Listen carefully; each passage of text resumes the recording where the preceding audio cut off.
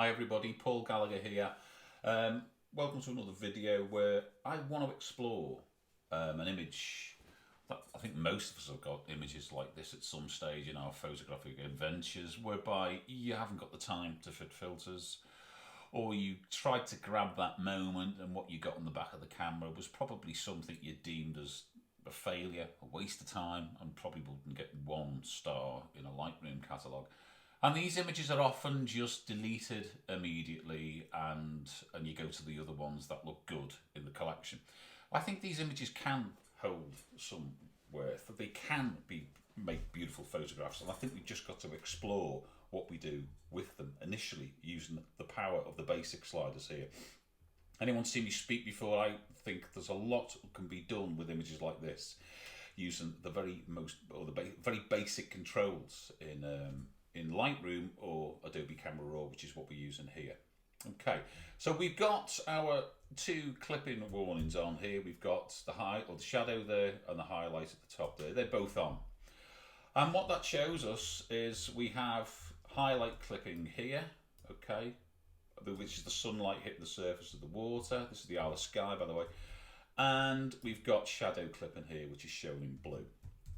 Now, it's very easy to kind of dive in with adjustment brushes and start adjusting things like this or trying to adjust that. I think what we should do is look at it globally. Let's try and remap the tonality in our histogram up here before we do anything locally. Now, highlights are often deemed as the devil in digital photography. Okay, any blown highlights, no one likes blown highlights. And that is an issue that we have to address. But the bigger issue in the picture is what we've got in terms of underexposure. Okay, this is a good friend of mine that supplied me with this picture from his recent trips to the Isle of Skye, and he said, you know, he had no time at all, so this was the best he could do. And the histogram is it in each end, the highlights and the shadows. So let's see what we can tease out. And the biggest problem we have to address is what's going on in the foreground here. Now, luckily, unfortunately, it was shot at 100 ISO. And the camera is a great bit of kit. It is a Canon EOS 5D Mark IV. So we're going to have a minimum amount of noise. There might be a little bit of noise, but let's just try and see if we can create something from this file. And I think we can.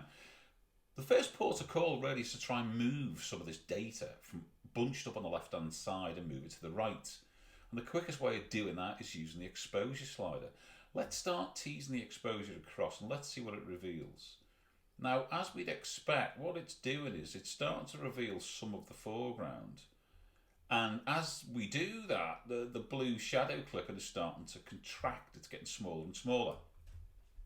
This problem, however, is staying where it is, as we would expect if we're pushing the highlights or the exposure to the right. Okay, this will stay stubbornly in place.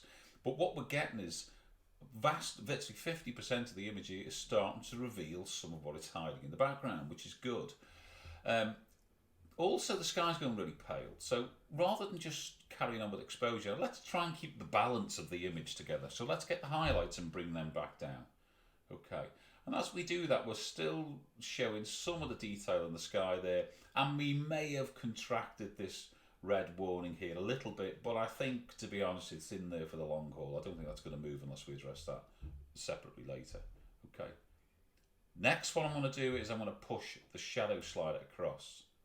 Let's try and reveal more of what's in the foreground. The reason why I'm doing shadows now is that more of the histogram falls on the shadow slider band of the histogram up here. We hold down the Alt key, we can see it says, we do that, it says shadows down here, and there is the band. So more of the histogram, as we push the exposure to the right, is falling within the shadow band. So we know we can tease out some of these shadows in the foreground. Okay, now it's starting to slowly come together. It's still too dark in the foreground, but it's starting to come together. And what I want to do now is address this highlight problem we've got here on the left. For that, I'm not going to just use highlights and whites. We can tease the whites down a little bit. It will contract it, but it's still, you can see over here, it's still going to hang on. Okay, it's too clipped. So rather than expend all the white slider, let's go into another function. And we're going to move on from the basics tab, which we've been working in here, which is the basics up here. And we're going to go from there to the tone curve up here. Okay, we're going to click on that. Now, if it's the first time you've opened this and used this, you may just be faced with this, which is the parametric tone curve. My recommendation is to leave that alone, okay? Move on to the right and click on the point curve. This gives us far more tonal control over the image. In particular, what we can do with the solid blacks and solid whites. Now, this is a bit like levels on its side. As the black point is here, the mid-tones are here, right in the centre, the heart of it, and the whiter pixels are up here. And we can see that this is where the problem is in the water. This is where it resides here. And I want to set that white point so we've got it in control. So I'm going to click on the very top right-hand corner and slide down the right-hand axis. And we can see already that what we have over here now is in. Okay, we've managed that. It won't show tonal transition in the print, but it won't leave the print bare. I lay down ink. If we get something down there, it will lay down ink. So it's not going to be a hole in the image. We're not really worried about tonal transition in a tiny portion of that image there anyway. But also while I'm here, what I'm going to do is use the tone curve a little bit further. I'm going to try and tease out some of the darkest tones down here.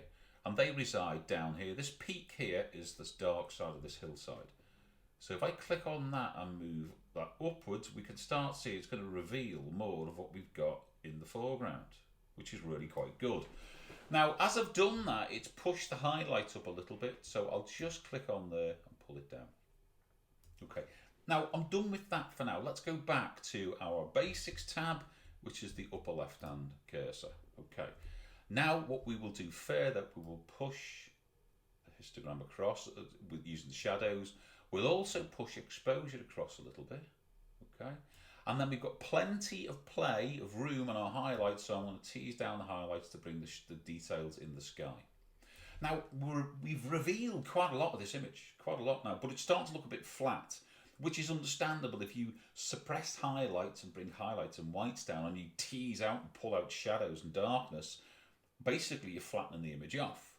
But what we've got is there's a lot of data in the middle of the image, which is the mid-tones. If we go back to where it was, come down here to the bottom mid-icon, the left and right arrow, click on that, everything's bunched to the left.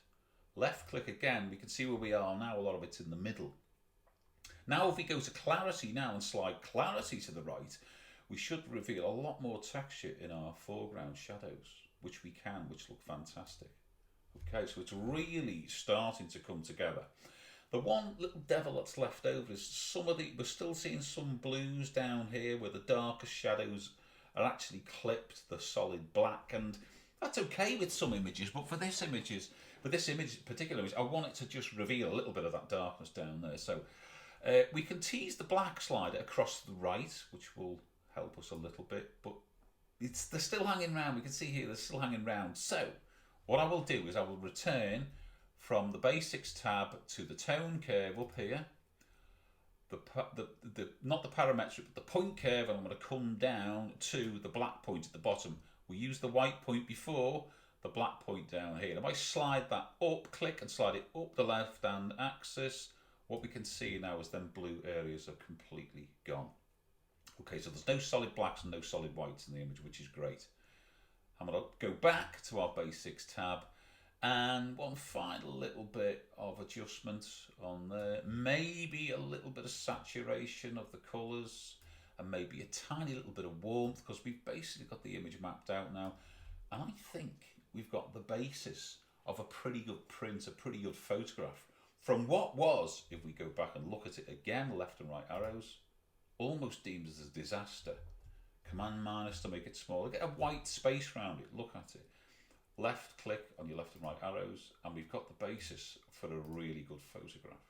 That's before we do localized adjustments or refine it even further in Photoshop, in Lightroom, whichever way you want to do it. But it shows that a lot of these files, the basic information is in there, and we can work with it. So go back to your catalogues, get some of the failures out, the 1 stars, the no stars. Look at them. Don't be too disappointed when you look at it like that in your catalogue and you think that's a disaster. Just try to apply these particular techniques and you may end up revealing pictures that you would never have bothered looking at before. Hope you enjoy it. Keep on trying, keep on printing, and we'll be in touch again soon. Thanks so much for listening.